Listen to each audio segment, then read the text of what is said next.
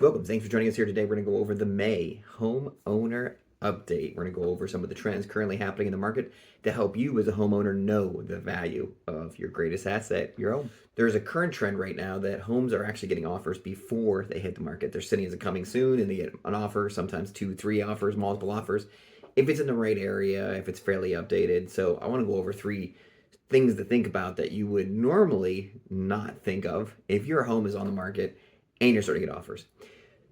Even if your home isn't going to be listed anytime soon, someday in the future, with the patience and with the timings, these strategies can still be applicable.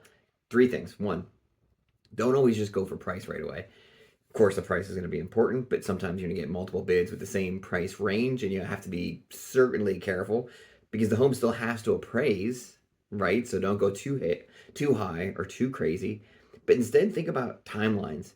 There's often a rent back situation where the buyer will be motivated to give you some extra time to get out of your house.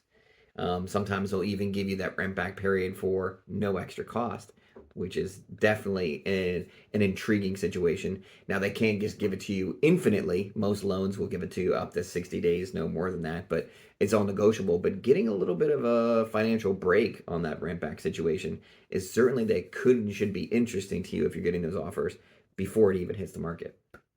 Secondly, Secondly, think about, and we continue on with the idea of appraisals that we just referenced. Sometimes you can have that appraisal gap insurance, and what you want to do is have that buyer willing to pay up a little extra money in case that appraisal comes in lower than the offer price. If your house is at, say, 500 and you think the value is at 500 and the offer came in at 550, does that buyer have the extra 50 grand to kind of bridge the gap in case that appraiser comes in and says, hey, it's only really worth 500,000? That would start you from scratch. There's lots of issues and things, and you'd be back to the negotiating table, and you really wouldn't get any advantage to it. So find out if there is any gap insurance that the buyer is willing to kick in case that appraiser comes in a little bit low.